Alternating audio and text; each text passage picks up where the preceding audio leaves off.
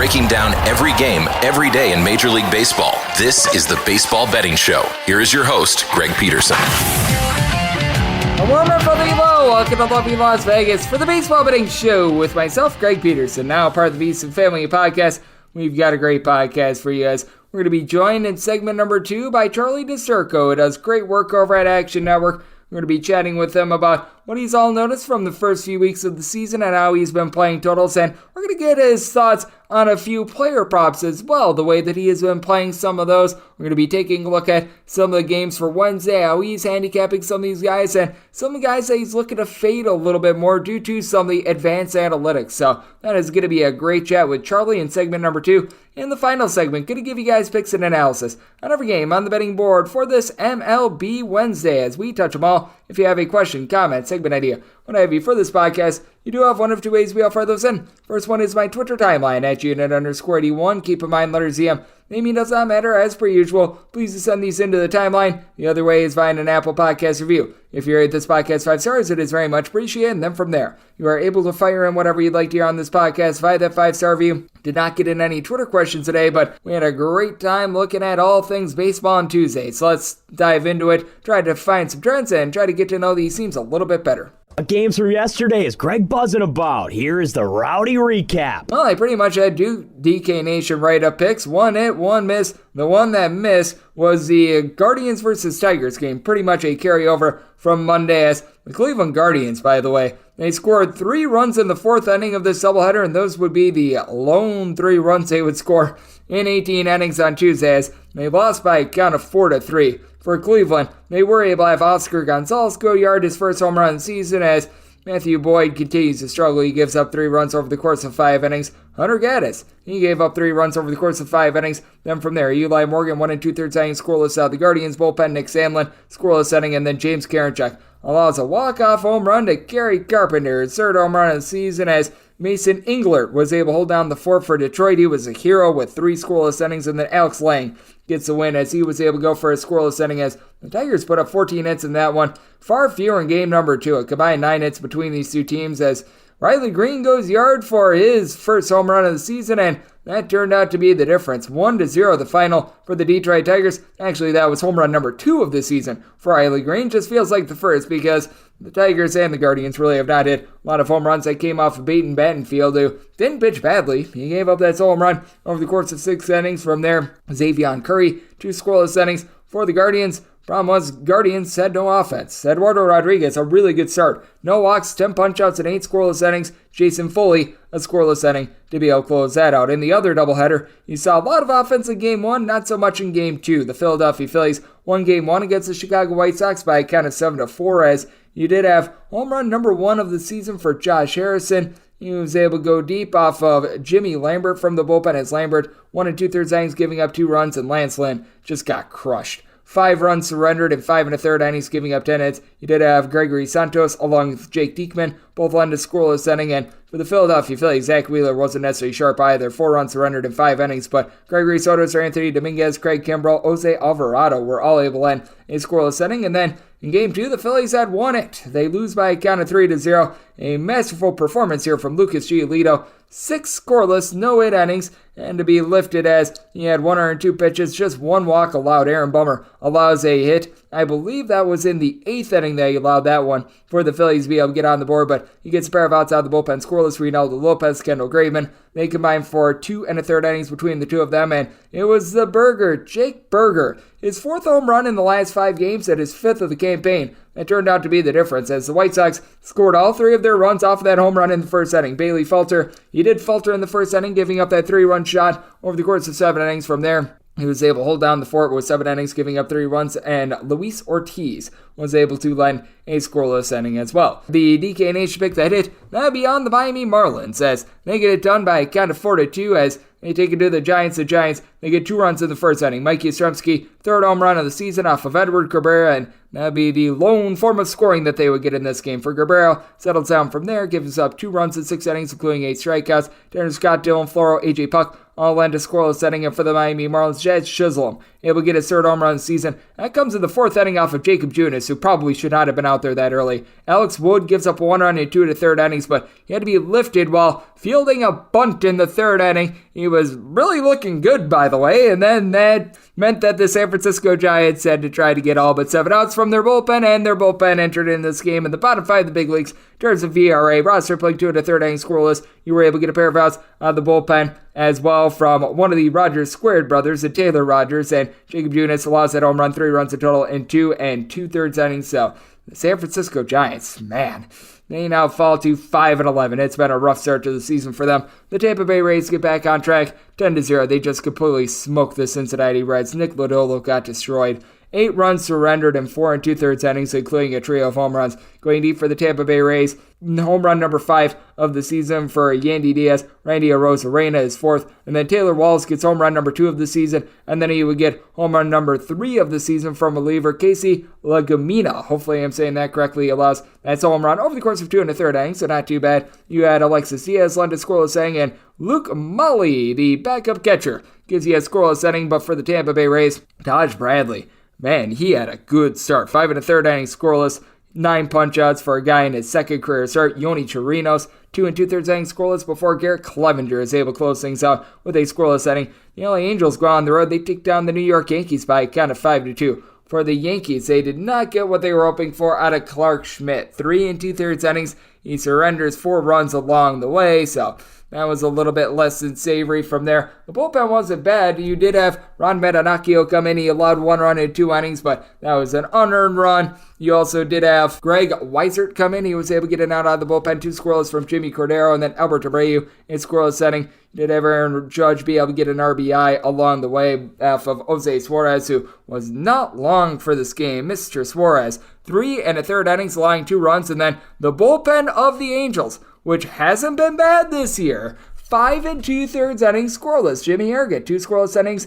Jaime Barria, along with Jose Quiata, a scoreless inning, and Andrew Wantz, 1 2/3 innings scoreless. So they get it done. Right now, the top over team in Major League Baseball, the Houston Astros, they have played 12 out of their 18 games of the over. This one went under, 4-2. The Toronto Blue Jays were able to get it done. As for the Toronto Blue Jays, they were able to get a pair of bombs. Matt Chapman, 5th home run of the season, and Vlad Guerrero Jr. is 3rd. Those both come off of Jose Urquidy, who allows 4 runs in 4 1/3 innings, including those 2 home runs. Bullpen from there did their part. Ryan Presley, Rafael Montero, Hector Neris, a scoreless inning, and Brian Abreu, 1 2/3 innings scoreless. But for Toronto, Chris Bassett had the hook, line, and sinker. 6 1/3 innings scoreless, looked much more sharp in this start. Joe Romano gets the final 4 outs of the game for a save, giving up nothing along the way. Tim Meza and out of the bullpen, and Yimi Garcia did allow 2 runs over the course of his inning of work. The Colorado Rockies could not get it done against the Pittsburgh Pirates 5-3 as Vince Velasquez, a not-so-bad start. 3 runs surrendered in 6 innings at Coors Field. Not shabby, as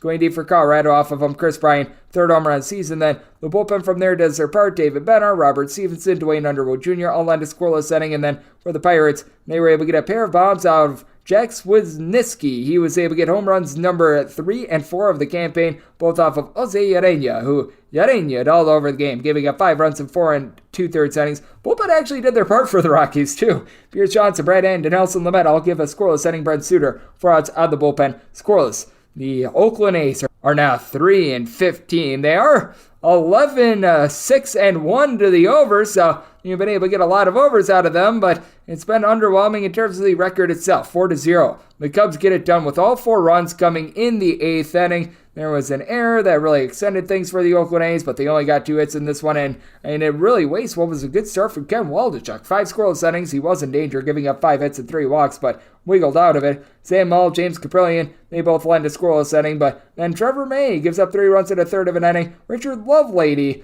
goes an out, and he allows an unearned run as there was a Connor Capel error that hurt him. Adam Oller has to get the final 4 outs of the game scoreless. Meanwhile, for the Cubs, Marcus Stroman, really good start, 6 scoreless innings. Mark Leiter Jr., Michael Fulmer, Michael Rucker, they were all able to lend a scoreless inning. The Arizona Diamondbacks are able to take it to the St. Louis Cardinals by a count of 8-7 as Dre Jemison, not the start he was looking for. He only gives up 2 runs, but last 3 2/3 innings, walking 4 and giving up a home run along the way. Going deep for the St. Louis Cardinals, Paul Goldschmidt, home run number 2 of the season, and was a little bit rough sledding for Wilson Contreras at the beginning of the season, but he gets his first 2 home runs of the season as he goes deep off of Joe Mantiply in the 7th inning. Mantiply gives up 1 run and 1 1/3 innings, and then goes deep off of Andrew Chafin, who made things very hairy in the 9th inning. He gives up 3 runs at 1/3 of an inning. Miguel Castro had to come in to get the final 2 outs of the game scoreless. Scott McGill, 1 1/3 inning scoreless. Kevin Ginkel allows a run while getting just 1 out, but Kyle Nelson, he was able to hold it down, got 4 outs out of the bullpen without allowing a run, and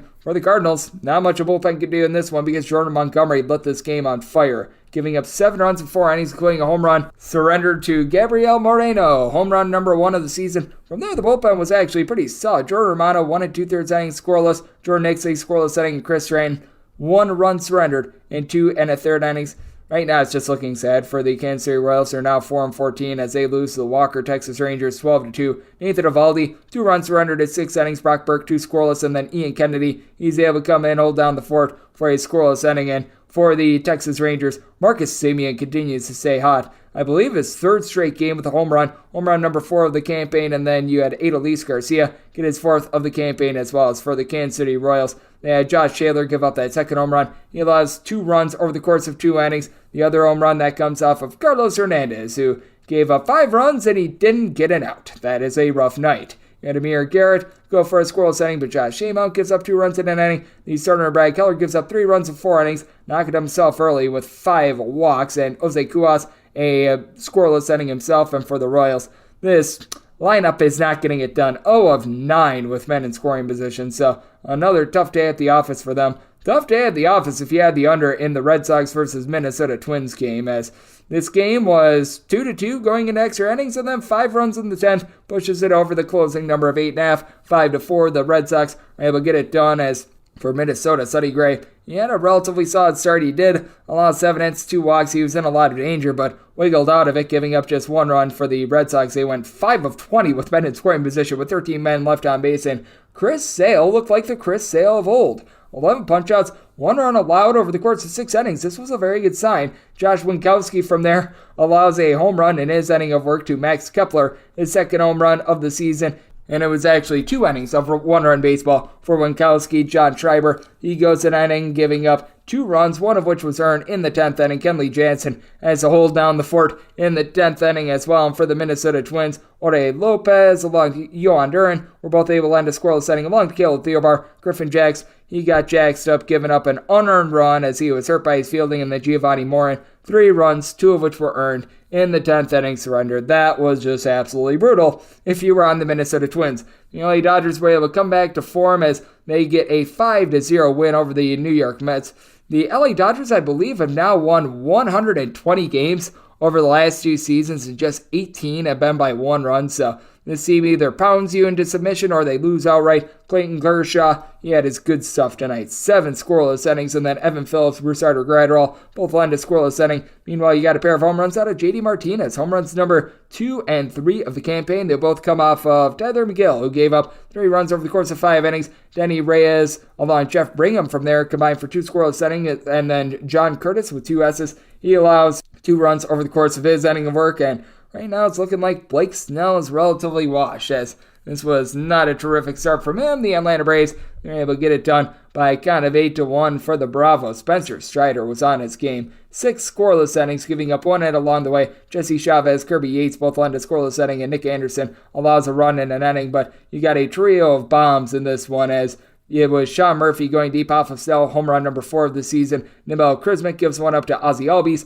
4th home run of the season. Matt Olson gets home run number 6 of the campaign off of Reese Kennard. Kennard gives up 3 runs over the course of an inning. Nibel Krismic gives up 3 runs over the course of 2 innings, but for Blake Snell, 2 runs surrendered in 5 innings. You expect a little bit more out of him, but not as bad as the bullpen did, that's for sure. Steven Wilson, he was able to lend a scoreless inning as well. The Washington Nationals set up to be a relatively good under team this season, as they got absolutely nothing generated against the Baltimore Orioles. 1-0, Baltimore gets it done. Baltimore's lone run of the game comes in the 4th inning, and that was a RBI by Austin, the Say's kid, and for Baltimore, Dean Kremer, he had it going on. 6 2/3 innings scoreless. Danny Columbi, he was able to get an out of the bullpen. Felix Bautista, Yanier Cano, don't you know, they were both able to get a scoreless inning for Washington. They go 0-4 with men in scoring position, and they waste another good start for Josiah Gray. Josiah Gray has made 4 starts, and they have scored 1 run for him. And I am not even kidding. They have scored 1 run in 4 starts for Josiah Gray. And in his last 3 starts, the Washington Nationals have lost 1-0 on the road against Colorado at Coors Field, 2-0 against the LA Angels. Now they lose 1-0. So in the 3 starts that Josiah Gray has made most recently, the team has allowed 4 runs, and they've lost all 3 because they haven't scored a darn run in any of them. Good grief. Talk about bad luck right there. But Mason Thompson, 2 scoreless innings. Carl Edwards Jr., a scoreless inning, and Erasmo Ramirez, a scoreless inning as well. So, boy, you feel for Josiah Gray on that one because he's actually pitching halfway decent. And then the Milwaukee Brewers in 11 innings, they get the job done against the Seattle Mariners by kind of 6-5 as Colin Rea, he sort of had to wear it in this one. He got lit up a little bit early, giving up 4 runs in the 3rd inning, but he was able to finish 5, giving up 4 runs. Bullpen from there, and the Brewers, they have the top bullpen here in the big leagues. They went to work. Hobie Miller, Joya Payamps, they were able to combine for 2 scoreless innings. Matt Bush, Devin Williams, a scoreless inning. Bryce Wilson, 2 innings, allowing 1 unearned run in the 11th. And for the Brewers, they got a pair of home runs in this one. Willie Adames, 4th home run of the season. Christian Yelich, his 3rd. Those both come off of Logan Gilbert, who allows 4 runs over the course of 6 innings. And to the Mariners' credit, their bullpen did a solid job as well. Trevor Gott, Justin Topa both go in inning, allowing the unearned run that starts in the top of the 10th and the 11th inning. Paul Sewell, Gabe Spear, Matt Brash, they all lend a scoreless inning as well. But for the Mariners, they go 2 of 10 with men in scoring position. And the Brewers, one of the very few teams in Major League Baseball right now that have played more unders than overs. So that was a game that was overwhelming in extra innings. And if you take a look at baseball right now, it has been very kind to the over. We've actually seen more unders than overs, by the way, over the last 7 days. You do want to note this. Bookmakers, they are taking note. 45 unders to 43 overs over the last 7 days, and I'm pretty sure we've had 1 push along the way, might be a few more than that, but we have also noticed that favorites have had a tough time covering the run line. 54-37 is a record for favorites straight up over the last 7 days, but among those 54 straight up wins, only 38 of them have been by 2+ runs to be able to cover the run line. And if you're taking a look at the season data to date, favorites, they are 159-102 with 37 of those favorite wins being by just 1 run to not cover the run line. And overall, 136 overs, 115 unders. That is a 54.2% hit rate to the over. So that's what we're seeing in baseball right now, and that's what we all got on Tuesday. Now let's turn the page forward to Wednesday and talk to our good friend Charlie DiStruco of Action Network, what he's all taking a look at in terms of today's slate of baseball and how he's been gauging these total sum player props. That's up next right here on the Baseball Betting Show with myself, Greg Peterson, now a part of the VSiN Family Podcast.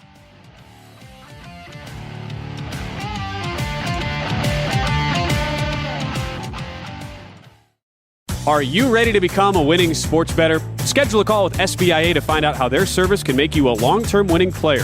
They've developed an innovative algorithm that maximizes units returned, and they are so confident in their system that they offer a money-back guarantee. Sign up by October 31st and get their MBA package at no cost until they reach 10 net units. They treat sports betting like a business. So if you want to learn how to make your sports betting dreams a reality, visit them at SBIA1.com and check them out on social media at SBIA Sports. Breaking down every game, every day in Major League Baseball. This is the Baseball Betting Show. Here is your host, Greg Peterson. And we're back here in lovely Las Vegas for the Baseball Betting Show with myself, Greg Peterson, now part of the VSiN Family Podcast. It is great to be joined by this man as he does tremendous work over at Action Network, taking mostly a look at college basketball and MLB, much like myself. Those are my favorite 2 sports. As Charlie DiStruco, he's out there on the East Coast doing an amazing job over at Action Network, taking a look at some profitable plays. I know that he's been getting in on a few player props. I know that he's been doing a lot of full game stuff. He does a great job covering the entire landscape of baseball, and a man that you're able to follow very easily, just his first and last name, Charlie DiStruco, and that last name is spelled DISTURCO. And Charlie, Always great to get you aboard. Thank you. Of course, Greg. Thanks for having me on. Always great to talk baseball with you every single season. Enjoyed last year and ready for this year. Oh, yes, I am as well. But I'm not sure if bookmakers were as ready as we were for all the runs that have come thus far this season, as it's been a very high-scoring season. Going into Tuesday, we were seeing right around 55% or so of games going over. And have you had to adjust your totals at all, for one? And two, what have you made out of the higher scoring season thus far? Yeah, I definitely have made some adjustments as far as when I handicap games and look at the totals. I think a lot of that has to kind of do with the drag rate and the baseballs that are being used. I think it's different than last season. And obviously we won't really know until maybe midway through the year or toward the end. And I also think that the pitch clock may have some sort of role into everything. I think some pitchers, we've seen like Luis Garcia of the Astros struggle a bit, and Mike Clevenger, who maybe we'll talk about later, his advanced numbers are not as good. Guys that have funky windups that might be struggling a bit to kind of get under that fast tempo that they're now assigning them. I definitely think it's interesting to see how everything's come about. I don't know if it's like one thing that's pointing toward the overs. Like, I don't think the shift has done anything, the banning the shift, because it really hasn't made that much of an effect. But definitely I think the baseballs, maybe the pitch clock have kind of gone into a factor. So I do look toward overs a little bit more frequently from time to time, especially early on this season. Yeah, I've been looking at overs quite a bit more as well. To your point, it typically would be a case where you'd see a lot of unders this time of year. As a matter of fact,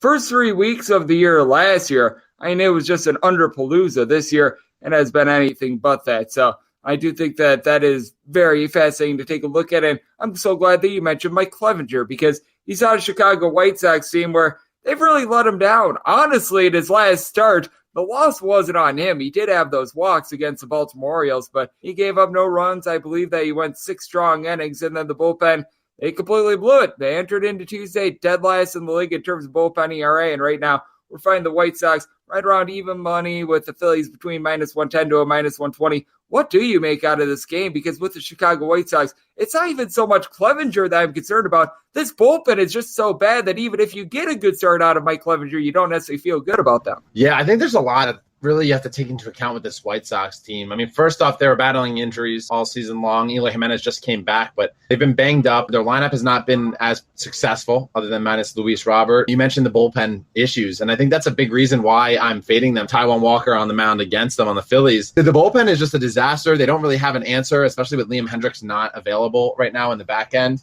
And you mentioned Mike Clevenger. I know he's been pretty solid as far as like a baseline number goes when you look at his 2.2 ERA, but take a look at his advanced metrics a bit more. It's a little bit concerning for me, and I think he's due for a negative regression and a blow-up start, which is why I'm targeting the Phillies here. And you look at his numbers, bottom 20% in walk rate, about 35th percentile in expected batting average. He's not developing as much chases out of the zone. His strikeout rate is below 20% again this season. And Walker, Saras has him as one of the better stuff plus candidates as far as improvement year over year. And he's usually normally a first half of the season, very strong type of guy. And he's in the top 13% in expected batting average. So I think around that pick'em number, -115, the Phillies are worth a look in this spot. I actually am fading Clevenger and the White Sox bullpen. Yeah, that White Sox bullpen, it has been absolutely terrible. And with Mike Clevenger, there's something else that's very interesting about him as well. Joining me on the podcast, we do have Charlie DiStruco. He does great work over at Action Network. It is that he was one of those guys that a few years ago, he did undergo Tommy John surgery. So that kept him out of the fold for quite a while. He's been trying to come back from that. And we've got a pair of guys that are going to be dealing with this on Wednesday, as you've also got Noah Thor-Syndergaard, who's on the bump, and he hasn't necessarily looked like himself quite yet as well, because typically they always say that it takes you a full year to be able to get back to your normal stuff. Year number 2 coming off of Tommy John surgery, torn ACL, what have you. That's where a guy really starts to find themselves. Once again, what do you make out of Noah Syndergaard along with Mike Clevenger with that regard? Because I do think that the stuff is starting to come back for both of them, but neither has quite put it together quite yet, to your point.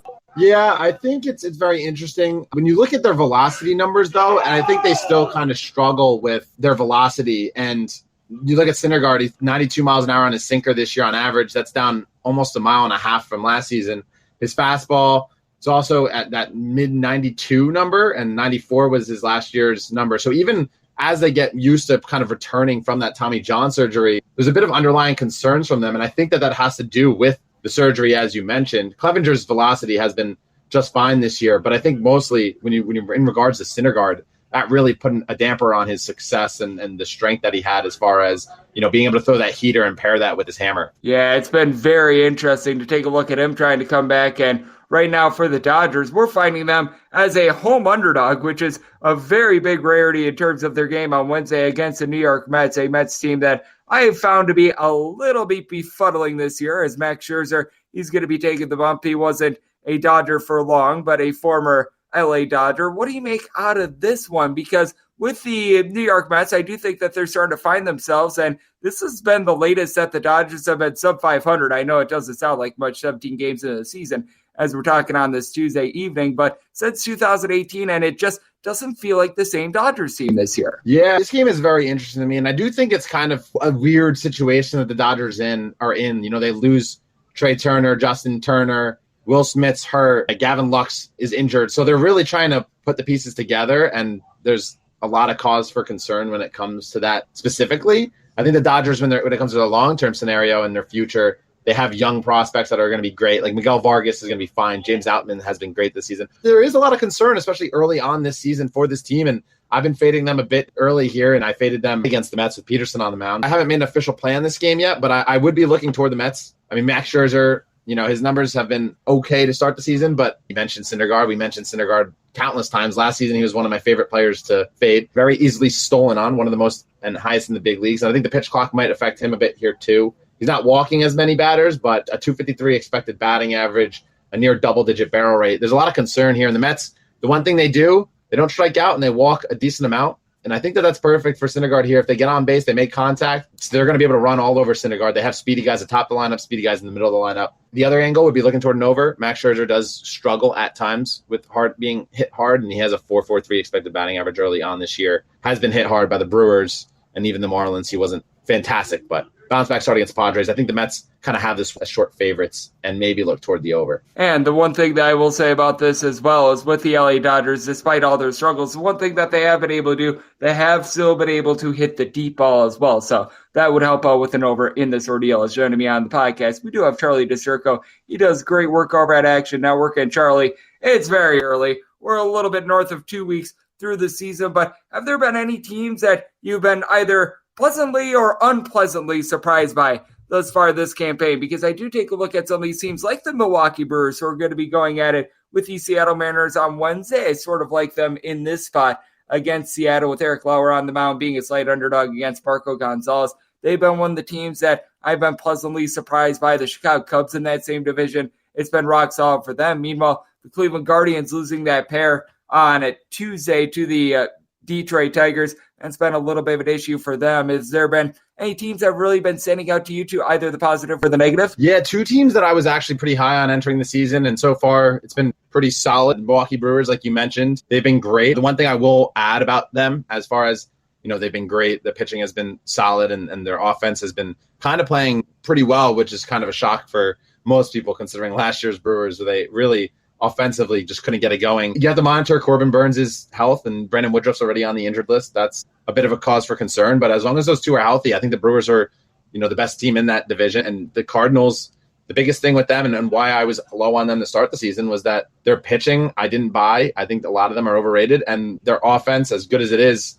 at times, it can go hit or miss if Goldschmidt and Arenado are not hitting well. A team that I'm really high on and has been playing really well, Minnesota Twins. They've lost the last couple, but top the NL Central or the AL Central. You mentioned how the Guardians dropped the pair to the Tigers. The Twins have been playing extremely well. They're plus 18 on a run differential thus far. A lot of that, I think, has to do with their starting pitching. Sonny Gray has been great. Joe Ryan has been fantastic. I think he's totally worth a look tomorrow at minus 115. Pablo Lopez, Tyler Mahle, Kenta Maeda. Those are all five strong starters, all five that I was looking to buy entering this season. Pablo Lopez and Tyler Mahle both have taken huge steps forward as far as their stuff plus goes. Joe Ryan, the potential is limitless with him. So I really like this team. They're banged up and they're still winning games. Correa's not playing well. They're still winning games. Byron Buxton's the real deal. I love the Twins, and I bet them to make the playoffs earlier this season. And I do like that look on the Twins as well, because I just take a look at this Boston Red Sox team, and I think that they are getting a little bit overvalued right now just because of their name itself, the Boston Red Sox, because I take a look at the pitching of this team. It just is not there. They've been trying to mix and match in the bullpen. They've got Garrett Whitlock starting, who I really think he should be in the bullpen. to be able to shore that up. And I could see the Boston Red Sox just having a rough year in general with how difficult the American League East is. And I do think that there's a chance that they could finish in dead last in this division because of the way that the Orioles have been able to progress and just the other teams in the division being complete juggernauts. Yeah, I definitely am low on the Red Sox this year. It's the fact that their pitching is just so not appealing. You look at their team, Chris Sale has not been the same pitcher at all this season. Maybe he'll bounce back, but he hasn't made that many starts going back to 3 seasons ago. And then that's your number one. And then Corey Kluber, 5.55 expected ERA, and has been absolutely terrorized this season. Nick Pivetta is just not an appealing player. And while Brian, you have hope that he's going to be good, he just hasn't been able to put it all together. That's the problem with this team. Their pitching is just not good enough. I don't mind their hitting. Duvall getting hurt was a big blow because he's been fantastic in the early season. I think that this team is kind of in that weird middle ground that you mentioned, right? They're in the AL East and they're in the American League in general, which is a hard division to beat. And you're going against these juggernaut offenses. And with that pitching and that bullpen, you're getting blown up every single night, especially when you face the Yankees and the Blue Jays. And I'm so glad that you mentioned the Blue Jays because this guy, whenever he has been on the road, he's been a fade. Now, he got it done at home a few nights ago, but Jose Barrios goes for the Toronto Blue Jays against a, let's call it what it is, slow starting Houston Astros team thus far this season. But I take a look at getting the Astros at right around a minus 120 right now against the Toronto Blue Jays with a total of 9.5. And I think that that's really good value. I just take a look at Barrios, and it's not even just going back to last year. It's his whole career, the way that he has struggled on the road. And being able to get the Astros, though struggling at this cheap of a price, I think that that's one of the better looks on the board for this Wednesday. Yeah, I don't hate that look. I was actually looking at that before. Who knows? And if you follow me in the app, you can find out if I end up playing it. But I'm looking to fade Barrios. I just don't think that he's all that great. I think the number might be actually a tad too high despite his struggles. But you look at Luis Garcia, and this is where I'm concerned slightly. And if you're banking on him to bounce back, I mean, his numbers were incredible last season, or not incredible, but very above average last season. The year before that was great too. But this year, I think that the pitch clock might have tampered with as far as how his rhythm is, and he's struggling to really find his own.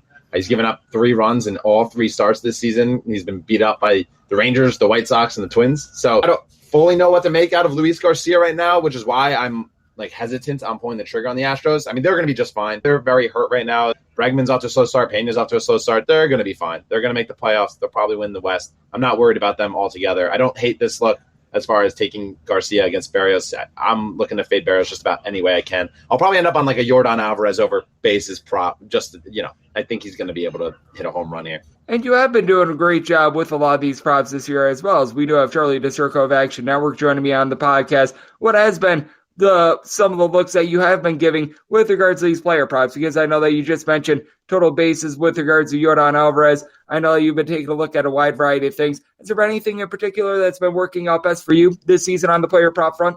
Yeah, when you look at these guys, I really look at matchups where the numbers are kind of right, the totals are pretty high, and I lean over, and like you mentioned, right, all these overs that have been hitting. You look at your specific matchups where you think that the player has the edge. And where I've been attacking a lot is on these pitchers that I think is overrated, right? Rich Hill, just about every game, I'm taking 1 or 2 players his bases over. I ended up on Oscar Gonzalez, that home run, and over 1.5 total bases in game 1, and he crushed that ball against Matt Boyd. You look on those lefty-righty splits where guys have the edge and where guys are undervalued. It's a lot just looking at the right matchups, looking at previous history, and then taking into consideration if a pitcher's pitching above expectation and you're expecting negative regression, or you're like, oh wow, this guy's had a couple of lucky starts, he's going to get hit relatively hard the next time around. That's kind of when you look toward those player props. And I'm on Freddie Freeman against Tyler McGill. He's a Mets killer. He hits right-handed pitching really well, and he's hit McGill really well. And it's just almost as simple as that, but you just look at how they're performing, how the hitters are playing as far as their hard hit rate, and then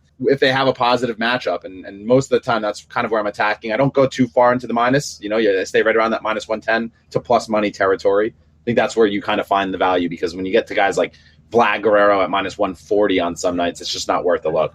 And you mentioned one of those rare home run props as well, obviously. You're not looking to be like, oh, we're hitting 75% on home run props or anything like that. When you're getting big plus prices, about being able to just hit one here and there, and that's really all that you need to be able to be in the positive there, whereas more or less with the total bases that you were talking about, that's where you want to be laying more like a minus 110. So I think that there are some good looks there, and Charlie, I know you do absolutely amazing work over at Action Network. you do a great job taking a look at the game of baseball. And I know you did a nice job on the college basketball front as well. So let the good people at home know it's all on tap for you and how people can follow along on social media and other platforms. Yeah, I'm just about everywhere at Charlie DiSturco, DISTURCO. Big baseball and college basketball capper. UConn taking it home for me, just capped off a great college basketball season.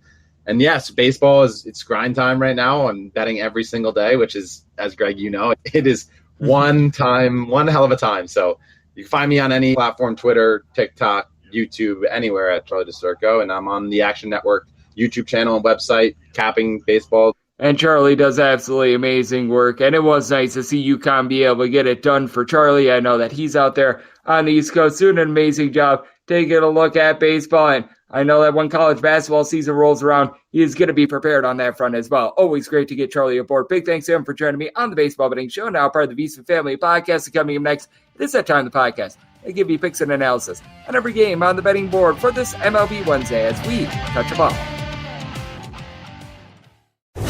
Breaking down every game, every day in Major League Baseball. This is the Baseball Betting Show. Here is your host, Greg Peterson. And we're back here in lovely Las Vegas for the Baseball Betting Show with myself, Greg Peterson, now part of the VSiN Family Podcast. Well, it's great to be able to get Charlie DiSturco aboard. He does great work over at Action Network, taking a look at the great game of baseball. He's much like myself. He also likes to be able to take a look at some college basketball, and every single time he joins this podcast, does tremendous work, much like he did today. So a big thanks to Charlie for joining me in the last segment. Now it is that time of the podcast. I give you picks and analysis on every game on the betting board for this MLB Wednesday as we touch them all. If a game is listed on the betting board, Greg has a side and a total on it, so it is time to touch them all. Do note that, as per usual, any changes that are made to these plays will be listed up on my Twitter feed at unit_81. We are going to be going in the Las Vegas rotation order. This is where we go with the National League games first, then the American League games, and any interleague games. Those are going to be at the bottom. That'll keep things all nice, neat, clean, and easy. So without further ado, let's dive in on 951, 952 on the betting board. The San Francisco Giants, hit the road, they're going to be facing off against the Miami Marlins, as you've got Alex Cobb on the bump for the Giants, and Trevor Rogers is on the bump for Miami. Miami's between a -105 to a -115 favorite. Pretty much even money to -105 is your number on San Francisco with a total of 8 over and under, both at -110. And so if I told it at 8.1, I'm going to be looking at the over, especially with the San Francisco Giants bullpen getting even more tax than I'm sure that they would have liked yesterday. They got 7 outs out of the other Alex and Alex Wood, so that meant that they had to work overtime. Not too tremendous there. I will say for the San Francisco Giants, they lead the league in terms of home runs hit on the road, but now they're playing in a very pitcher-friendly ballpark as well. But even with that, I was willing to set them as a bit of a favorite because I do think that Alex Cobb is going to be able to deliver a good start in this spot, and they're going up against someone in Trevor Rogers that, despite the pitcher-friendliness of this ballpark, has not been very good at home. You go back to 2022, 5.94 home ERA, giving up right around about a home run and a half per 9 innings, so he's very prone to that. And while the Giants' bullpen is terrible, they entered into yesterday 28th in the league in terms of bullpen ERA. It's not like the Miami Marlins are necessarily that much better. Now, with the Giants, you've got a pair of guys in Camilo Doval, Scott Alexander, that you're able to rely upon, and past that, it's not too great. But you got A.J. Puk for the Miami Marlins, who's been able to do a solid job. Uscar Zobin has gotten off to a little bit of a rough start to the year, and that's about it for them as well, as J.P. Jarquez is now on the injured list. Dylan Floro, nothing special there. And you've got a Miami Marlins team that entered into yesterday dead last in the league in terms of runs per game. You don't have a lot of guys that are able to supply a lot of boom. Now, you did have Jorge Soler back in 2019 be able to hit for 48 home runs back while he was with the Kansas City Royals, but he hasn't quite been that guy in recent seasons. You did have Jazz Chisholm go yard, and you do have Luis Arias sitting at 448. Garrett Cooper's moving the line. He's sitting above a 300 along with Brian De La Cruz, but take a look at the bottom of the fold for the Miami Marlins. Guys like Jacob Stallings, Gene Segura, Avicio Garcia hitting below 200. That's rough. And for the Giants, you've got a bunch of dead bats on this lineup, as well as yesterday they trotted out there 4 different guys currently hitting below the Mendoza line of 200, and David VR, Brett Wisely, Brett Sobel, along with Brandon Crawford. That is not necessarily a place where you do want to be, though. You do have a Giants team that they do a great job with their platoon splits to be able to get those home runs. Going into yesterday, you did have J.D. Davis with 4 home runs, but with Sabo, Wilmer Flores, VR, Michael Conforto, Crawford, Jock Peterson, all between 2 and 3 home runs. So you do have some nice formidable power. And the big reason why I do think that Alex Cobb is going to be able to turn it around is you take a look at his numbers last season. He did an amazing job keeping the ball in the yard. He was just so unlucky on balls in play, especially on the road. Like on the road, he was giving up about 0.8 home runs per 9 innings, but opponents hit a 303 off of him while he was getting about 8 strikeouts per 9 innings on the road. I do think that there's going to be a little bit of a reversal there, and I flat out think that Alex Cobb is a better pitcher than Trevor Rogers. So I did set the Giants at a minus 118. I think that they bounce back well and take them on the money line. And here at an 8, going to be taking a look at the over, set my total at an 8.1. 953, 954 on the betting board. Madison Bumgarner and the Arizona Diamondbacks hit the road face-off against the St. Louis Cardinals as Jake Woodford goes for St. Louis, and Mad Bum is on the bump for Arizona. 9.5 is the total, over and under anywhere between minus 105, minus 115. With the Cardinals, they're anywhere between minus 172 to minus 190 favorites, and between plus 155 and plus 160 your number on the St. Louis Cardinals. And the big question becomes, what is that St. Louis Cardinals run line? And currently you're finding it anywhere between about a even money to a plus 105 sort of price. And with the Arizona Cardinals, was willing to take this at a minus 103 or better. So I'm going to be willing to take the run line of the Cardinals. I really don't want to mess around with the money line just because I think that the Cardinals are really going to be able to hit Mad Bum, and I think that they're going to be able to hit him hard as Mad Bum is living up to his name. He has been a mad bum in recent years. You take a look at what he did last season, and he posted up a 4.88 ERA. This year it's north of 7. He's given up the deep ball. Last season he was giving up right around 1.6 or so home runs per 9 innings, was giving up just under 3 walks per 9 innings thus far this season. 2 road starts, he's given up 10 runs while getting 3 strikeouts, and it's hard to believe Madison Bumgarner is only 33 years old. He looks like he's more like 300 years old. It's been really rough for him as he has not aged gracefully. Meanwhile, for Jake Woodford, not a guy that's going to go out there and light the world on fire in terms of strikeouts. His strikeouts per 9 rate this far this season is right around 7. I think that's going to be better than what it was last season, but I do think that he's going to be able to tame down the hard contact. What has been killing Woodford thus far this season, 4 home runs surrendered in 14 and a third innings, and Woodford was very lucky in terms of the lack of hard contact they gave up last year. 1 home run in 48 and a third innings, mostly coming out of the bullpen as a long guy with a 0.86 home ERA. You figured that wouldn't be lasting. This rough start, I don't think that that's lasting either, and I do think that the Cardinals have the better bullpen as Ryan Helsley is starting to pick it up. You've got Genesis Cabrera, Giovanni Gallegos. These guys have been rock solid for Helsley. Had a good year last year, but towards back half of it was rough. First few appearances this year were as well, but he's back to that good form, and he's going up against an Arizona Diamondbacks team that it's very hit or miss in terms of the lineup, as you've got Nick Ahmed, Josh Rojas, and Guillermo Perdomo, who have been able to hit well above a 300. I don't think that these guys are going to be able to keep that up, other than maybe Rojas. I like him, but Christian Walker's not going to continue to hit a $1.83 either. He's been off to a rough start to the season. I expect a little bit more out of the likes of Alec Thomas. So the guys you wouldn't expect it are hitting, and the guys you would expect it are not. So I do think that the Arizona Diamondbacks are actually relatively where they should be. Meanwhile, you've got Paul Goldschmidt, Nolan Arenado for the St. Louis Cardinals. They really haven't cranked out a lot of home runs for Goldschmidt. His home run yesterday was just the second of the season, but they're both hitting well above a 300. You've got guys that are doing an amazing job in the outfield of being able to get on. Lars Nootbaar just coming off of injury. You should be able to give this team some boom. Alec Burleson, Tyler O'Neill. I like these guys. And then Nolan Gorman. How about him slugging out 4 home runs and hitting up 333 going into yesterday? For the Arizona Diamondbacks, they pick up Miguel Castro, Andrew Chafin to help out in the bullpen, as Kyle Nelson was rock solid for them last season, but there's just no amount of bullpen help that's going to be able to undo the damage that Madison Bumgarner is going to be putting up in this game, which is why I do like the run line of the St. Louis Cardinals. I would need at least a plus 180 to even consider the Diamondbacks in this spot, because I do think that Madison Bumgarner gets lit up, though. I'm going to be taking a look at the under. I do think that Jake Woodford going to be able to lend a relatively solid start. It is the Midwest in April, so conditions are not necessarily ideal at this point. It's going to be a little bit warmer on Wednesday than a normal mid-April day, but still, I'm going to be taking a look at the under semi-total at a 9.1, and I'm going to be taking a look at that run line of St. Louis, 955, 956 on the betting board. It is the Colorado Rockies playing against the Pittsburgh Pirates. You don't mess with the Johan Oviedo is going to be going for the Buccos, and Austin Gomber is on the bump for Colorado. Colorado anywhere between plus 105 and minus 105. Meanwhile, the Buccos are between minus 105 to minus 120. 11.5 is the total. Over and under anywhere between minus 105 to minus 115. Seeing a straight 12. That under is minus 120, and the over is even.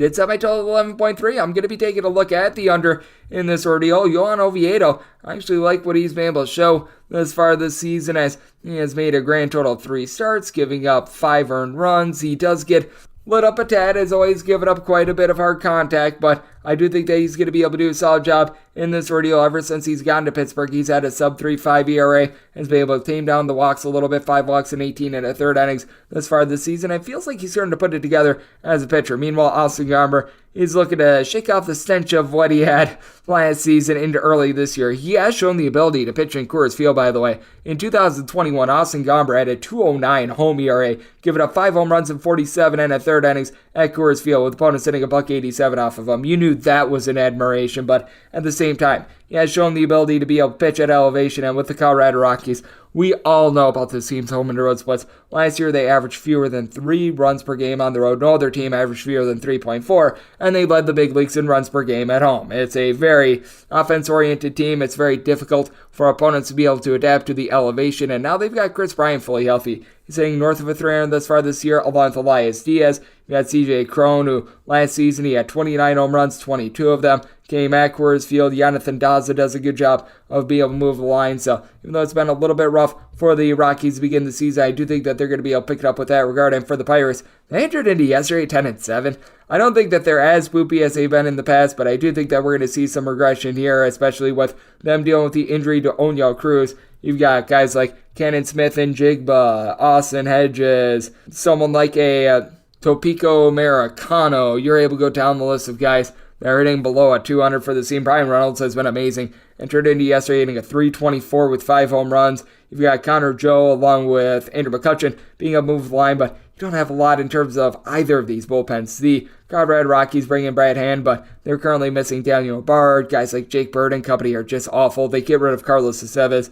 That's a win. But for the Pirates, you do also have Colin Holderman, who I like, along David Bennar, but they're missing their long guy in Chase DeYoung. And then when you get into guys like a Yohan Ramirez, it's just not necessarily a great situation. But I do think that both of these starters are going to be a little bit sneaky in this spot. I just think that it's a little bit too high of a total in general, because I do think that Oviedo starting to put it together. I do think that Gomber is going to show that form that he had a few seasons ago at home, and I do think that the Rockies, being at home, being at elevation, they do have a bit of an edge here, so I did set them as a minus 120 favorite. Taking a look at the Rockies on a pick'em line / as a slight underdog, and here at the 11.5, looking at the under. 957, 958 on the betting board. The New York Mets at third face off against the LA Dodgers. Noah Syndergaard is going to be going for the Dodgers. Max Scherzer is on the bump for the Metropolitans, and the Mets between minus 122 to minus 130 favorites, anywhere between plus 110 and plus 115. Your number on the Dodgers. 8.5 is the total, over and under anywhere between minus 105 and minus 115. And with the Dodgers, I did set them as an underdog in this spot of a plus 113. We are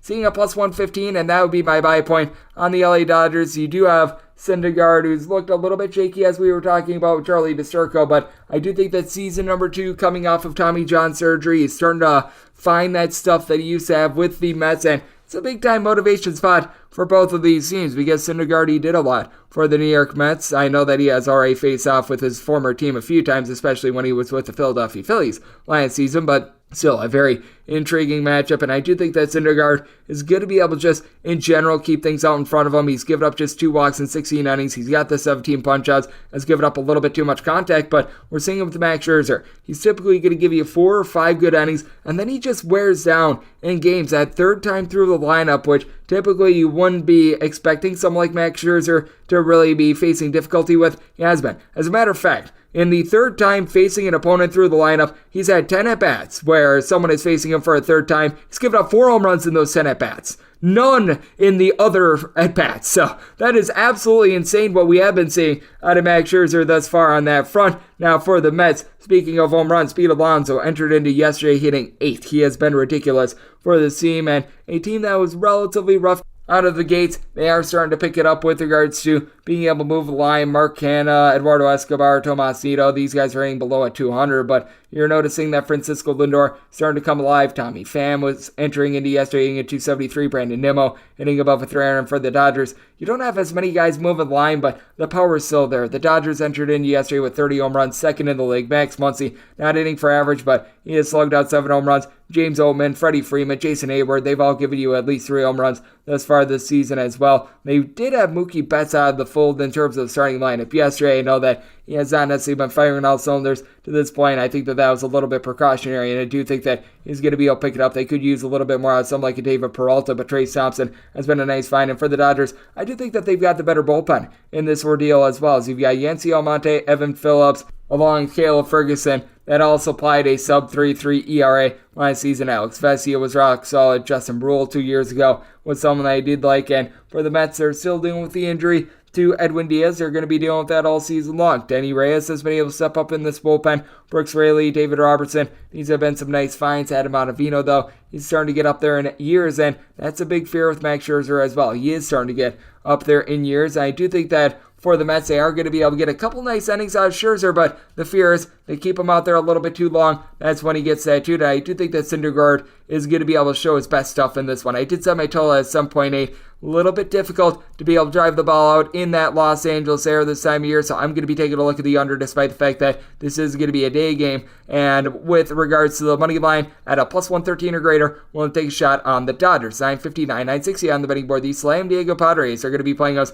to the Atlanta Braves as Charlie Morton is going to be going for the Bravos and Nick Martinez is on the bump for San Diego. San Diego anywhere between minus 110 to plus 107 underdogs. Anywhere between minus 110 to a minus 120 is your price on Atlanta. 9 is the total, over and under. Both have minus 110. And for the Padres, I set them as the slimmest of slim favorites at a minus 107, so I'm going to be willing to fire in on them. Nick Martinez not off to the world's greatest start to the year as he's given up 4 home runs in 17 and 2/3 innings. Strikeout numbers are not necessarily there, but I just take a look at Charlie Morton and I can't trust in him on the road. Last year had an ERA that was north of 5 on the road. As a matter of fact, a 5.72, giving up 1.7 home runs per 9 innings, 3.5 walks per 9 innings. He just cannot perform on the road. He is way up there in years, and I think that it's going to take all the stops out of the Atlanta Braves bullpen to try to piecemeal this one together, as you do have a lot of aging guys in this Atlanta Braves bullpen as well. They're still dealing with the injury to Tyler Madzik, so they've been relying upon guys like Kirby Yates, Jesse Chavez, Joe Jimenez and company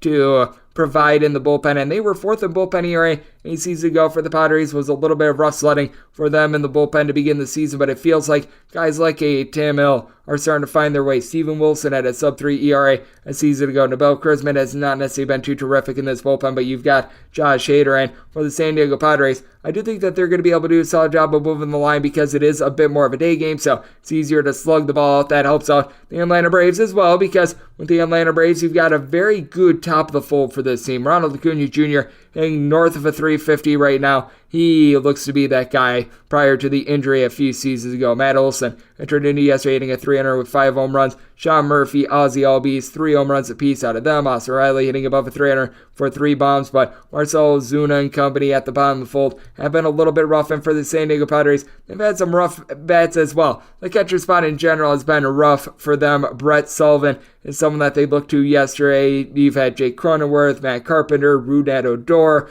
all have struggles, but the real struggles are Juan Soto. Started out entering into yesterday, a $1.64 for the season. Xander Bogaerts has been amazing. He's hitting a 362. Manny Machado has been a little bit rough out of the gates. 1 home run in his first 71 at-bats, but you know that these guys are going to pick it up. Juan Soto has not been living up to his billing, but I do think that exactly what the doctor ordered for them, a case of Morton's, Charlie Morton, and I do think that the Padres are going to be able to take advantage. Did set my total at an 8.1, here at a 9, just with the pitcher-friendly nature of San Diego. I'm going to be looking at the under. Keep in mind, the Padres last season, they averaged 4.9 runs per game when they were on the road, 3.7 runs per game at home. Petco Park is no joke when it comes to being able to hold the ball in the yard. So looking at the under in this spot, but set the Padres as very slight favorites. So looking at them on the money line to go along with this total under. 961, 962 on the betting board. The Detroit Tigers play out the Cleveland Guardians as Cal Quantrill goes for the Guardians, and Spencer Turnbull is on the bump for Detroit. And Detroit between a plus 120 to a plus 135 underdog, between minus 140 and minus 155. Your number on the Guardians. 8.5 is the total, over is minus 115, and the under, it is minus 105. And it is winning day for the Cleveland Guardians, because that's seemingly all that they do when Cal Quantrill is on the mound, as they have now won, I believe it is 19 out of his last 22 regular season starts. So they have been tremendous there, and I did set the Guardians at a minus 162. I recognize that this team in the final 14 innings of their double dip yesterday, they did not get any offense generated whatsoever, but this is a Detroit Tigers bullpen that saw what it was last season. Last year, they had the likes of Michael Fulmer, along with Andrew Chafin, Joe Jimenez coming out. Now you've got Jose Cicerno left over from last year, but guys like Jason Shreve, Alex Lang, they just don't hit the same. Meanwhile, the Guardians, since the All-Star break of the 2022 season, they got the number one bullpen in the league in terms of ERA. James Garachek has been a little bit shaky this year, but you know that he's going to find it. And then you've got Nick Sandlin, Emmanuel Clase, Trevor Stephen, Aniel De Los Santos, guys like this that all provide sub 3.2 ERA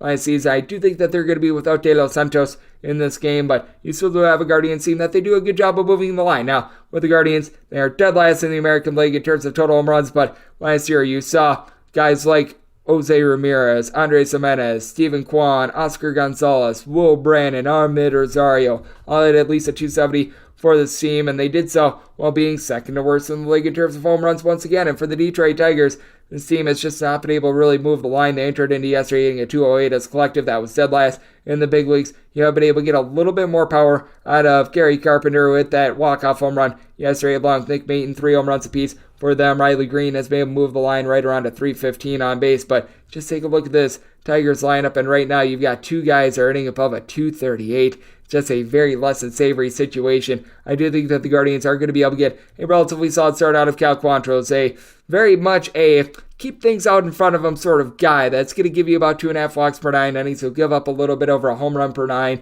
Not going to light the world on fire, but he just doesn't make stupid mistakes. Meanwhile, for Spencer Turnbull, did not make a single start during the 2022 season. Has come back and has given up 13 runs in 13 innings. Has always done a good job of not giving up homers, but has always been a guy that gives up north of about 3.5 walks per 9 innings as well, which would help out a struggling Guardians lineup. So I did set the Guardians minus 162 on the money line. If you are taking a look at that run line, finding just a plus 105. I know it's a little bit chalky, but I just want to bank on the Guardians always getting it done with Cal Quantrill. I'm going to be taking a look at a little bit more of a hefty money line. Did set my total at an 8.1, so a very pitcher-friendly ballpark in Detroit, and the elements are not necessarily of your favor as well for offense. So looking at the under and looking at the Guardians on the money line, 963, 964 on the betting board. The Kansas City Royals play Osil Walker, Texas Rangers, as Martin Perez is going to be going for the Rangers, and Brady Singer hopes to not be singing the blues for the Royals, and the Royals are slight underdogs, anywhere between a minus 105 to a plus 105. Meanwhile, anywhere between minus 104 to minus 115 is your number on the Rangers. 8.5 to 9 is your total on the 9. Unders between minus 120 to a minus 125. The overs anywhere between plus 105 and even on the 8.5. Overs minus 120 and the unders even. Set the Rangers at a minus 108. So right now we're seeing a minus 106. I'm seeing a stray minus 107 out there as well. That's really the max that I'm willing to lay, but I'm willing to dive in on the Walker Texas Rangers, as I do think that Brady Singer is a better starter in this spot, but Martin Perez is just surrounded by the better team, and for Perez, a very good start to the season thus far. He does need to control those walks. 7 walks in 15 and 2/3 innings, and we saw it with him last year. First half of the year, he was solid because he wasn't giving out a lot of walks. When he was giving out those walks, things went down the toilet bowl post All-Star break. But for Brady Singer, he's really been able to do a nice job of being able to lead this team to victory, and I think that that cannot be understated. The team is 14-5 in his last 19 starts, and in that time span, you haven't been able to get much out of anyone else, but he has given up 14 runs in 16 innings thus far this season, including 5 home runs. Now, much of that came in that just cataclysmically bad start against the Atlanta Braves, and he last season, after he was a little bit shaky towards the beginning part of the season, was really able to hunker down second half of the season at a 3.23 ERA, and he's always had walks issues as well and really addressed those last season, right around 2.3 walks per 9 innings. But for the Rangers, they back him up with a better bullpen, as you now have Aroldis Chapman in the Royals bullpen, which helps. Scott Barlow is someone I do like, but Josh Damon, who knows what we're going to be able to get out of him. Jose Cuas, nothing special there. Taylor Clark has been okay, but for the Rangers, you do have Jonathan Hernandez, Jose Kirk, Brock Burke, all guys that provided a sub-3 ERA last season. Colt Reagans has been solid in this bullpen, and the Rangers, they are actually able to put bat to ball, which is an improvement from the Kansas City Royals, who entered into yesterday hitting as a collective, and I'm not even kidding here, of a 202. You've got 3 guys that entered into yesterday for the Kansas City Royals hitting above a 231. And all but 4 players were hitting a 222 or lower. I mean, it has been deplorable for this team. For Salvador Perez, at 48 home runs 2 seasons ago, he's currently hitting at 219 with 2 home runs entering into the action yesterday. As a matter of fact, MJ Melendez, Jackie Bradley Jr., Michael Massey, Hunter Dozier, Nick Prado, Nate Eaton, what do these guys all have in common? All entered into yesterday hitting a $158 or worse. Meanwhile, for the Texas Rangers, Marcus Semien, he entered into yesterday with a home run in back-to-back days. You've got Corey Seager currently out the fold for this team, but you've got some young guys like a Travis Janikowski, Josh Young, who both entered into yesterday, hitting right around at 300, been able to get a little bit out of Nathaniel Lowe as well. Now, the bottom of the fold, guys at the catcher spot, not named Jonah Hyman Company, have been a little bit rough, but I do think that the Rangers should be able to get it done in this spot. Kansas City, not necessarily a pitcher-friendly ballpark, but it's not necessarily a hitter-friendly ballpark. It's relatively neutral, a little bit cooler out there this time of year. I did set my total at 8.3. I think that both starters do a relatively solid job, so I'm going to be taking a look at the under, and at a -107 or less, willing to take the Texas Rangers. 965, 966 on the betting board. It is the LA Angels in the red face-off against the New York Yankees.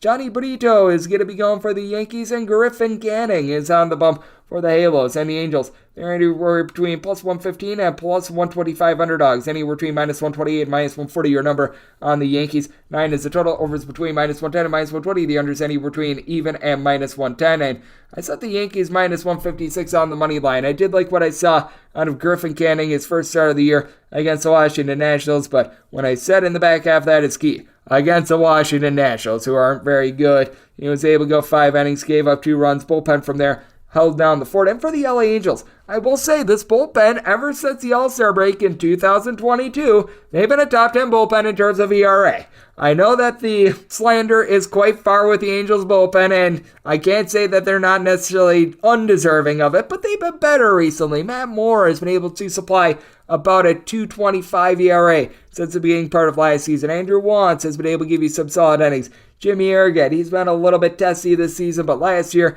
he was relatively solid for the team. Jaime Barria is a good long guy, and for Johnny Brito, I don't think that he could go much worse than his last start. His first 2 starts, he gave up 110 innings. He got 2 outs at his last start, and he gave up 7 runs. I don't think that he's as good as the guy that gave up 110 innings. He's not as bad as the guy that gave up 7 runs while getting 2 outs. And if you take a look at him at the minor league level, wasn't necessarily a great swing and miss guy, just someone that wouldn't give out a lot of walks, was a steady Eddie sort of pitcher. I think that that's going to be good in this ordeal, going up against an Angels lineup that is very good. Anthony Rendon, Shohei Ohtani, Mike Trout, all hitting at least a 290 for this team. Hunter Renfroe has been able to crank out 4+ home runs. Taylor Ward has been able to do a solid job at the top of full shortstop spot. It's not been great, but Logan O'Hoppe has 4 home runs as well. And for the New York Yankees, we all know the power that this team possesses. Aaron Judge, he does an amazing job getting on base. 5 home runs entering into yesterday. Anthony Rizzo, along Giancarlo Stanton. Both of these guys have given you between 3 and 4 home runs apiece. And both of these guys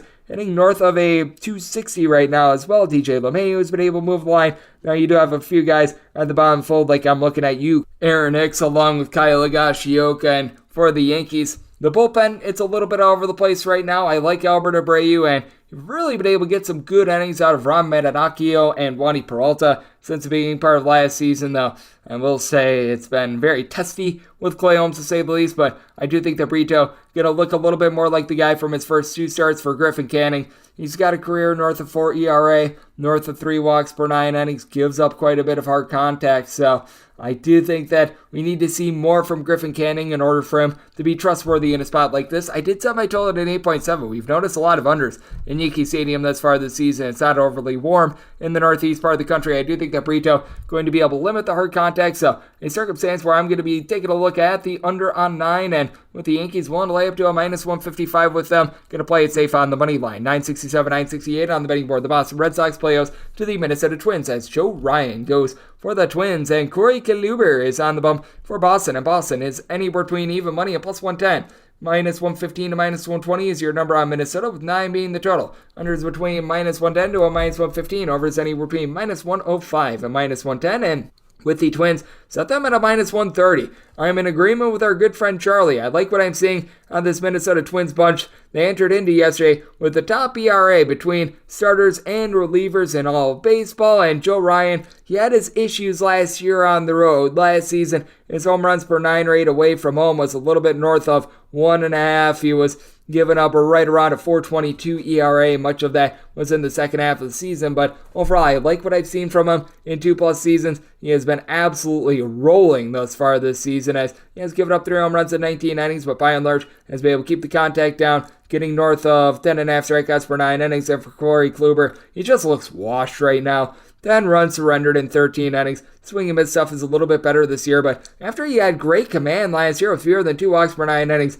6 walks in 13 innings thus far this season, and for the Red Sox, this team is all sorts of banged up. Adam Duvall was ripping the cover off the ball to begin the season. 15 innings in his first 33 at-bats, but he's landed on the injured list. We got Justin Turner, Rafael Devers, both of guys who entered into yesterday in between a 265 to a 275 with Devers pounding out 7 home runs, but really, other than him, there's nobody else healthy that's giving you north of 2 home runs, and then you've got Christian Arroyo, Tristan Casas, Kike Hernandez, Masataka Yoshida, Christian Wong, Yu Chang, all hitting below the Mendoza line of 200. And for the Minnesota Twins, Carlos Correa has been a little bit of a rough going thus far this season. He's been a bit banged up. Byron Buxton, it's been a little bit of a slow start to the season for him. But Michael A. Taylor moving the line, hitting about a 265 entering into yesterday with 3 home runs. Trevor Larnach, Jose Miranda, I think that these guys are going to be able to pick it up a little bit. But Donovan Solano, he's been able to hit north of a 300 to be able to replace Luis Arias. He's not going to be Luis Arias when it's all said and done, as he has been absolutely tremendous. But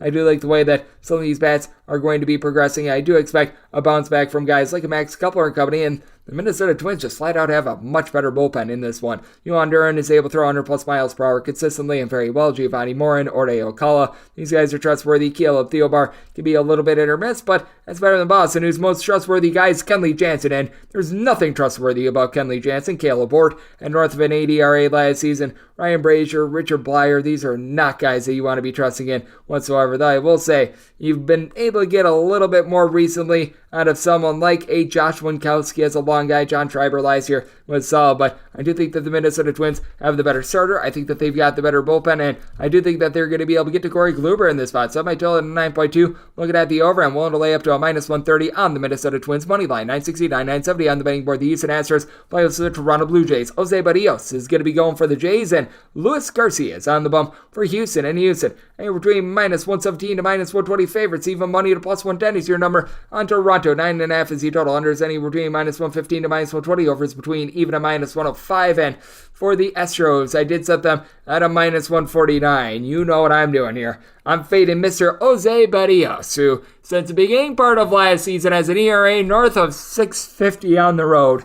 I mean, it is just so bad. For his career, he's got north of a full point higher on his ERA when he is on the road rather than when he's at home. He had that great start the last time out against the Tampa Bay Rays. That was a home start. He has made 2 starts on the road this year against the Angels and the Royals. He has given up a grand total of 14 runs, 12 of which were earned, while giving up just 1 home run in that time span as well. Swing and miss stuff is a little bit better this year than it was last year, and he's only given up 3 walks, which means that he's just given up contact upon contact. For the Houston Astros, it's been a little bit rough sledding for them. They're without Jose Altuve. They've still been without Michael Brantley, but you do have Yordan Alvarez, who's able to do a nice job giving you 4+ home runs along with Kyle Tucker. These guys are still continuing to move the line. Been able to get some really nice at-bats as well out of Corey Julks, who entered into yesterday hitting above a 300. Mauricio Dubon has been able to do a good job of moving the line, and for the Toronto Blue Jays, this lineup is very solid. You had Vlad Guerrero Jr. entering into yesterday with just 2 home runs. He went deep yesterday. You knew that that was coming, as he, Bo Bichette, Matt Chapman, currently all hitting at least a 350. That's not sustainable, but you know that the Blue Jays are going to be a top 5 team in offense when it's all said and done. Alejandro Kirk is starting to figure it out. Whit Merrifield, he's looking like the Whit Merrifield of a few years ago as well. But for the Houston Astros, I do think that they're going to be able to get a little bit more out of Luis Garcia, who's had his struggles this far this season. And last year, he had very strange home and road splits. He had about a 240 road ERA with an ERA right around 4 at home. I do think that that should reverse itself. As a matter of fact, 2 seasons ago, it was pretty much flipped as well. But for Luis Garcia, relatively rough sledding for him, giving up 3, 4, and 5 runs in his first 3 starts, but I do think that he's still got good stuff. He's been able to get 15 punch-outs in 14 innings. Walks are a little bit up, but I think that he's going to be able to reverse course there. And for the Houston Astros, they did have the number 1 bullpen in the big leagues last year in terms of ERA. I did sense a little bit of regression. Seth Martinez, Brian Abreu, Ryan Stanek, Rafael Montero, Hector Neris, all these guys had just career years last season. I do like this Blue Jays bullpen with guys like an Adam Simber. Hopefully nobody is wiping out their popcorn, or else Anthony Bass is going to make like Butterfingers and completely lose control of this game. But Joe Romano has been able to do a solid job. Zach Pop, Tim Meza, these guys are relatively solid in the bullpen. So I do take a look at this spot, and I do think that we're going to get scoring, but I think that this has went a little bit too far. I do think that Garcia and Barrios going to be able to figure it out a little bit more along with these good bullpens. I might tell it at 8.9 looking at the under, but I do think that Garcia certainly is going to be able to outperform our good friend Barrios. Set the Astros as a minus 149 favorite. So taking the Astros money line and the under 971, 972 on the betting board. It is the Tampa Bay Rays on the road facing off against the Cincinnati Reds. Yes, we are on to Cincinnati. He's on to Levi Stout, getting his first career start for the Reds, and Drew Rasmussen is on the bump for the Rays, and the Rays are favorites of anywhere between minus 185 to minus 192. If you're looking at that Rays run line, by the way, anywhere between minus 120 to a minus 125. And then for the Reds, you're getting them between plus 158 and plus 165, 9.5 is the total. Over and under anywhere between minus 105 to minus 115 on 9.5. And I did set my total at an 8.8. Going to be looking at the under. Recognize that Cincinnati is a relatively hitter-friendly ballpark, but I just think that Drew Rasmussen is going to do his part in keeping this total under. He's been able to do a nice job all season long. Did have a rough start out there in Toronto, but one home run surrendered at 17 and a third innings, and even last year on the road, he had about a 3.49 ERA. His home runs per 9 rate was hardly above 1. Opponents overall for the year hit a 222 off of him, while he gave up about 2 walks per 9 innings. Now, take a look at Stout, and he was a guy that was acquired by a trade a few seasons ago. I believe that he was part of that Seattle Mariners deal that involved like Eugenio Suarez, Jesse Winker, and company, but he was not impressive at the minor league level last year. He spent most of his time with Double-A Arkansas, a 4.70 ERA with the bulk of his starts coming at the Double-A level. Not bad command, 2.5 walks per 9 innings. He's not much of a swing and miss guy. He doesn't give up a ton of hard contact. But, I mean, man, I just take a look at him and he doesn't feel ready for the big leagues at this point. Meanwhile, for Cincinnati, it's not like they back him up with some sort of an amazing offense, as he was able to get a trio of home runs thus far this season out of Jason Vossler, but he entered into yesterday hitting under the Mendoza line of a 200. For the Reds, you do have quite a few guys outside of him that are able to move the line. TJ Friedel, Spencer Steer, Jonathan India, all these guys have been able to hit north of a 300. You've had Jake Fraley be able to do a solid job of reaching base as well, but 15 home runs in the first 16 games of the season for the Cincinnati Reds. Less than impressive. And for the Rays, they entered into yesterday on pace for like 350 home runs this year. This is not going to be continuing for the Tampa Bay Rays. They're a very solid team. Randy Arozarena, Wander Franco, these guys are coming into their own. Harold Ramirez does a good job of being able to move the line. Isaac Paredes is able to give you some nice power, but I do think that we're going to see a little bit of regression with these numbers, but I think it's sustainable, though. This bullpen that entered into yesterday in the top 3 in the big leagues in terms of bullpen ERA, they've done this even with all the injuries that they have sustained to some of their starting pitchers. They were able to get a nice north of 5 inning start out of Taj Bradley to be able to rest guys like a Pete Fairbanks, like someone like Jason Adam, Colin Pouchet. These guys were all able to get some nice rest yesterday, and I think that that's going to be big for the Tampa Bay Rays team, and both keeping this total under, which I'm going to be taking a look at, so I told it an 8.8, but I also think that the Rays, they should be able to dominate our good friend Mr. Stout, get into this bullpen that, for the Reds, you do have a pair of guys in Alexis Diaz, Fernando Cruz, that had a sub-2 ERA last season, but I mean, they did have to lift Hunter Green after 3 innings 2 days ago. They didn't get what they wanted out of Nick Lodola as well, so the bullpen had to work overtime as well. So did something total at an 8.8, looking at the under with the Rays, want to lay up to a minus 130 on their run line. 973, 974 on the betting board. The Chicago White Sox play out to the Philadelphia Phillies. Taijuan Walker is going to be going for the Phils, and Mike Clevinger is on the bump for the White Sox. And the White Sox, between even money and plus 102 is the price on them, between minus 110 to minus 120. Your number on Philadelphia, 8.5 is the total. The over is minus 120, and the under is even. And with the Phillies, I did set them as an underdog of plus 128. So I am going to be looking at the White Sox. I know that there's trepidation with Mike Clevinger. My biggest trepidation with taking the White Sox here is this bullpen. They are dead last in the big leagues in terms of ERA. I actually like what I've seen out of Clevinger. He has been a little bit rough in terms of the command. 10 walks in his first 3 starts across 16 and a third innings, but the swing and miss stuff is coming back. 14 punch-outs in 16 and a third innings. He's starting to look like that guy that we saw a few seasons ago. First start at home, gave up just 1 hit over the course of 6 innings, so that's nice. And for Taijuan Walker, I'm just not really a believer in him. His swing and miss stuff has been going downward in recent years thus far this season. 14 punch-outs in 15 innings, but he's also had a tough time with his command. 10 walks in. I mentioned the fact that the White Sox bullpen sucks. It's not like the Philadelphia Phillies bullpen is any better. These teams were 29th and 30th in terms of bullpen ERA entering in their double dip yesterday. So, sort of like the Spider-Man gif. You suck. No, you suck. Actually, you both suck. So, there's that. With the Philadelphia Phillies, got a lot of guys that are moving the line for this team as well. Trey Turner down for what? Nick Gazianos, Brandon Marsh, Alec Bowen, Bryson Stott, all in at least a 280 for this team.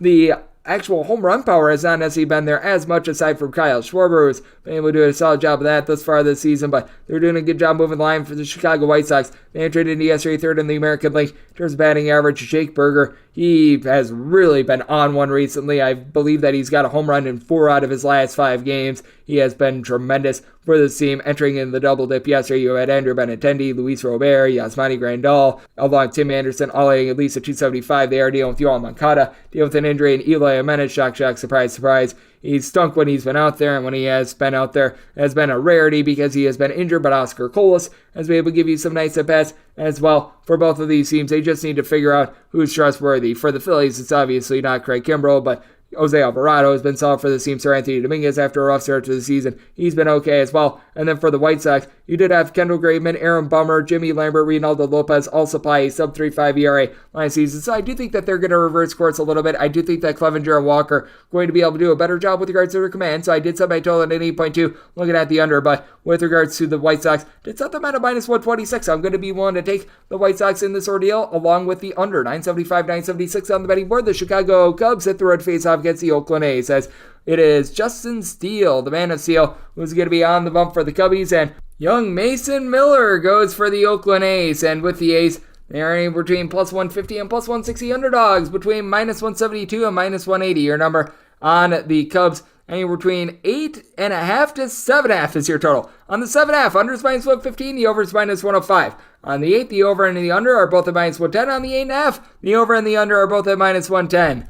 We've got a lot of different offerings. Right now, my favorite is the 7.5 over. You've got Mr. Miller, who he was 2 years ago pitching in college for the Gardner-Webb Bulldogs, and he has really rocketed up the minor league system. You take a look at his minor league numbers, and he's getting like 16 strikeouts per 9 innings. He's given up a bunch of home runs, but he's getting a whole bunch of strikeouts. So that is why he's been promoted this early. After 2 years ago, he's pitching at Gardner-Webb. Meanwhile, you've got Justin Steele, who's been really the man of steel. He does get a little bit loose with the walks. He did have north of 3.5 walks per 9 innings last season, but I love the way that he's able to keep things under control. Last year he gave up 8 home runs in 119 innings. Away from home, did have a 3.78 ERA, but he seems to be figuring it out a little bit more on the road, and guess what's going to help? Going up against a team like, the Oakland A's that just completely stink. You do have Brent Rooker, who's been able to give you 4 home runs, entered into yesterday, hitting north of a 300 along with Estudio Ruiz. These guys have been solid, but Mendes Diaz, Tony Kemp,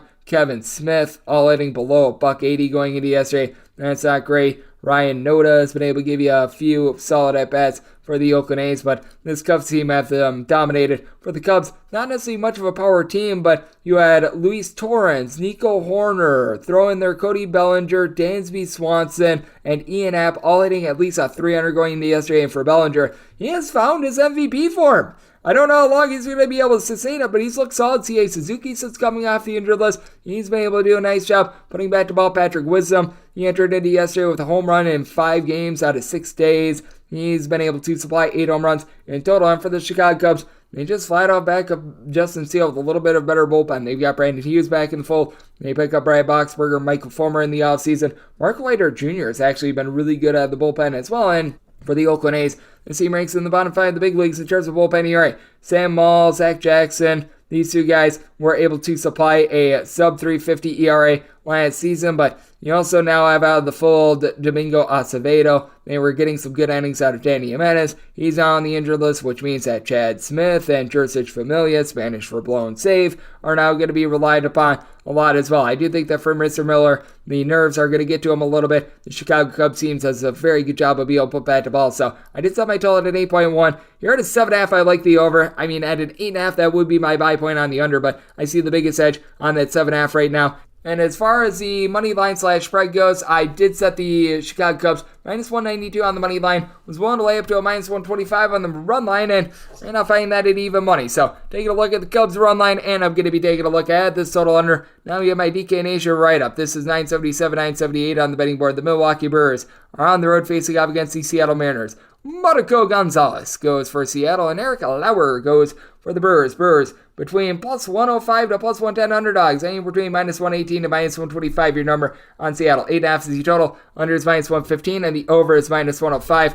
right up here is on the Brew Crew. I set them as a minus 114 favorite. Recognize that Eric Lauer has north of a 4.50 ERA since the All-Star break last season, and he has given up 1.6 home runs per 9 innings since the start of the 2022 season, but I'm still willing to trust in him more than Juan Marco Gonzalez, who, since the beginning part of the 2022 season, if you look at the ERA itself, it's not terrible at a 4.14.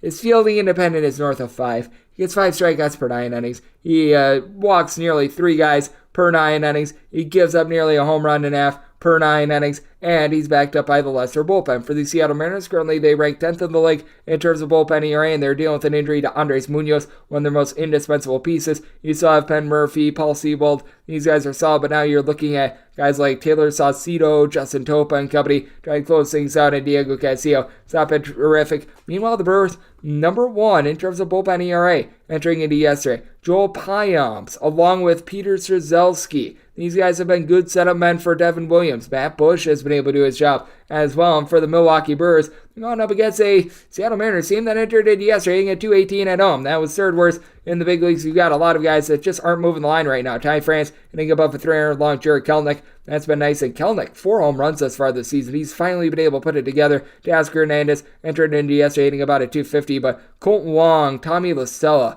pair of guys are currently hitting it below a $125. Julio Rodriguez has been a little bit slow getting out of the gates. And Eugenio Suarez, Ty France, they combined 3 home runs across about 135 at-bats entering into yesterday as well. And for the Milwaukee Brewers, Jesse Winker is back for this team. He's been dealing with some ailments, but he's been hitting a 300 when he's been out there along with Brian Anderson. Rowdy Tellez has given the team 5 home runs thus far. You've had Willie Adames do a nice job of being able to move the line. Christian Yelich continues to be a big giant waste of money, but you know what? Victor Caratini, if he's able to keep things going at the catcher spot, that'll be nice for them as the Brewers. They're top 10 in the league in terms of percentage of at-bats that go for a home run. Meanwhile, the Mariners, they just haven't found a lot of offense. I think that they've got the inferior starter in this bunch, and I do like the way that the Brewers have been able to perform out of the bullpen. I did set my total at 8.4 here at an 8.5. Looking at the under, very pitcher-friendly ballpark in Seattle, but my write-up, Brewers on the money line. We wrap things up with 979, 980 on the betting board. The Baltimore Orioles hit the road face-off against the Washington Nationals. Mackenzie Gore goes for the Nats, and you've got good old to be determined on the bump for the Baltimore Orioles, which is why this game is off the board. From the grapevine, I am hearing that you're most likely going to be getting Kyle Bradish for a start. This is to be determined because Kyle Bradish was, I believe, on the injured list, so it is a little bit of a wait and see here. But if you do get Bradish versus Mackenzie Gore, I'd be setting the Nationals actually as a minus 111 favorite with a total of 8.6. So an 8.5 or less, we'll be looking at the over. A 9 or higher, I would be taking a look at this total under. But for Mackenzie Gore, I'm willing to back him in this spot against someone like a Bradish, someone even like a Tyler Wells in this ordeal, because with the Baltimore Orioles, their back-end starters have not been good, to say the least. And for Kyle Bradish especially, north of a 5 ERA since the beginning part of last season, went down with an injury in his first start of the campaign. If you have to take the wholesale approach where it's like Keegan Aiken getting innings or what have you, that'd be rough. Now, if it's something completely different, that's going to change the handicap. But for the Orioles, the bullpen has not been the same this year as it was a season ago. Now, Felix Bautista, I still think, is one of the best